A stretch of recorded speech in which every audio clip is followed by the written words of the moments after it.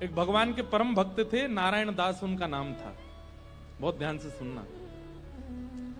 नारायण दास जी को भी वृंदावन से बहुत प्रेम था, और वृंदावन का प्रेम उन पर ऐसा चढ़ा कि वो गोपी भाव में रहने लगे। और कैसा गोपी भाव?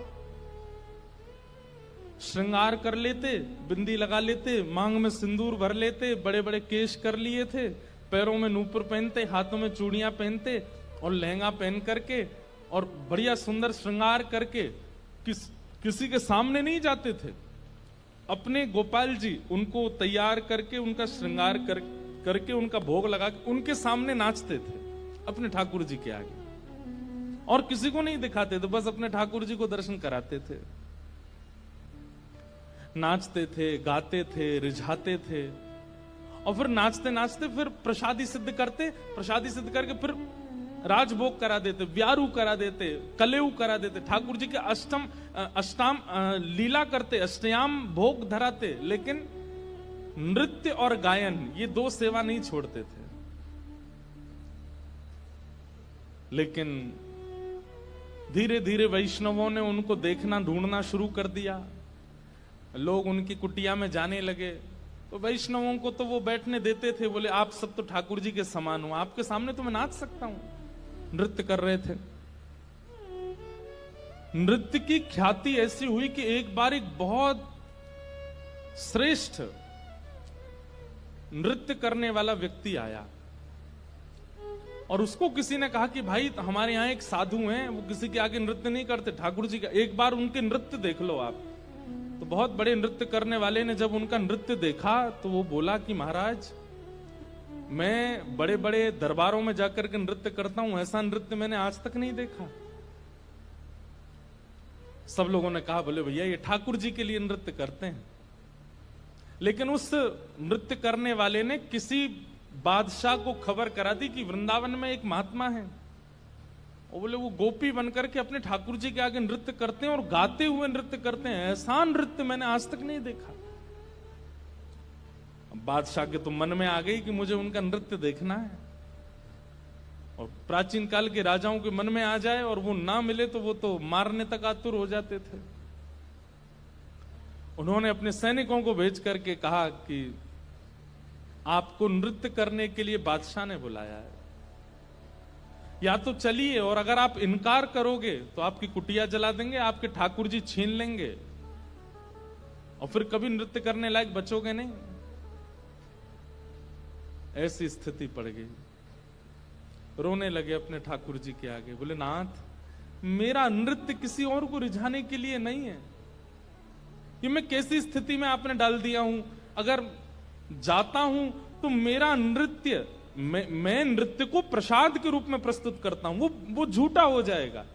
कोई और अगर उसका आस्वादन करेगा तो वो फिर उच्छिष्ट हो जाएगा, और उच्छिष्ट वस्तु आपको कैसे पधराऊंगा दोबारा। और यदि नहीं जाता हूं तो कुटिया जला देंगे, आपको छीन लेंगे, राजा है ताकतवर है, उसके आगे मेरी चलेगी नहीं। रात भर रोते रहे अपने ठाकुर जी के आगे।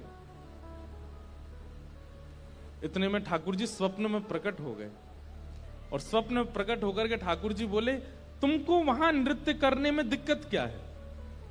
बोले मैं आपके सामने नृत्य करता हूं बस। तो बोले हमको ले चलो, हमें वहां बैठा देना, हमें देखते देखते नाच लेना, राजा को भूल जाना। तब वो कहते हैं, बोले कि महाराज वो स्थान आपके लायक नहीं है, वो राजा है, वो मांस भी खाता है, मदिरा भी पीता है, ना जाने कैसे कैसे उसके आचरण है, उसका स्थान कैसा है, वहां पर नृत्यांगनाएं आती हैं, ना जाने कैसे कैसे वहां पर व्यवहार होते हैं, वहां मैं अपने ठाकुर जी को लेके नहीं जाऊंगा। ये वैष्णव का स्वरूप होता है, वो अपने ठाकुर जी के आगे प्रदर्शन को आगे नहीं करता, वो अपने ठाकुर जी की सेवा के आगे एक बार को बड़े से बड़े उत्सवों का त्याग कर देगा, बड़े से बड़े उपाधियों का त्याग कर देगा, लेकिन अपने ठाकुर जी को ऐसे ही कहीं बेक नहीं देता है। बोले ये तो नहीं चलेगा, आपको लेके तो नहीं जाऊंगा मैं। तब भगवान बोले तो फिर नहीं जाओगे तो ये लोग तुम्हारे कुटिया उजाड़ देंगे। तो फिर वो बोला आप इतना भी नहीं कर सकते, तो फिर काय बात के भगवान, आज तक मैंने आपसे कुछ नहीं मांगा, लेकिन इसका समाधान बताओ मैं कैसे करूं। तब भगवान बोले देखो तुमने अपनी गली में तुलसी की माला पहनी है, और ये तुलसी मेरा ही स्वरूप है, तो तुम मुझे तो नहीं ले जाओगे, लेकिन ये तुलसी माला तो पहन के जाओगे। इनको तुम एक सिंहासन पर पधरा देना और इनको मेरा ही रूप मान करके, मुझे अनुभव करके, मेरा आभास करके तुम वहां नृत्य कर देना। नृत्य भी हो जाएगा, मेरे सन्मुख भी हो जाएगा और तुम्हारा बात भी बनी रहेगी। नारायण दास जी बोले, भगवान पक्का ना ये तुलसी आपका ही? बोले पक्का, 110% मेरा ही स्वरूप है, जाओ। नारायण दास जी गए और राजा के यहां जाकर के बोले, महाराज मैंने गले में जो ये माला पहनी है बड़ी तुलसी की, इसके लिए मुझे एक आसन दे दो, मैं इनको पधरा करके फिर नाचूंगा, नहीं तो ये तो विक्षेप डालेंगी। पधरा करके आसन पर, और जैसे नृत्य करने लगे, उनके मन में कदापि ये भाव नहीं आया कि ये तुलसी हैं, ये केवल माला हैं। यही सोचने लगे श्याम सुंदर हैं। श्याम सुंदर विचार करके जब घूमने लगे नृत्य करते करते, तो हर घूमने के बाद एक बार देखते, और जब द्रुत गति से घूमने लगे, चक्र लेने लगे, लेते लेते लेते उनको वहां तुलसी नहीं, साक्षात सचल त्रिभंग लली श्याम सुंदर दिखने लगे। आज तक अपनी कुटिया में नृत्य किया था तो कभी ठाकुर जी ऐसे प्रत्यक्ष प्रकट नहीं हुए, लेकिन आज उस दरबार में ठाकुर जी प्रत्यक्ष प्रकट हो गए। क्यों? उनकी भावना से रीझ करके ठाकुर जी प्रकट हो गए, और जैसे ही ठाकुर जी प्रकट हुए, वो चक्र लेते लेते लेते लेते लेते वहीं उन्होंने प्राण त्याग दिए और ठाकुर जी में विलीन हो गए।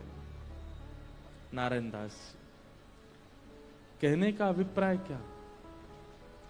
वृंदावनियों को और वृंदावन भजने वालों को कई बार व्यवहार प्रधान नहीं होता, उनके लिए धर्म प्रधान नहीं है, उनके लिए अर्थ प्रधान नहीं है, उनके लिए काम प्रधान नहीं है, उनके लिए मोक्ष भी प्रधान नहीं है, उनके लिए केवल प्रेम प्रधान है।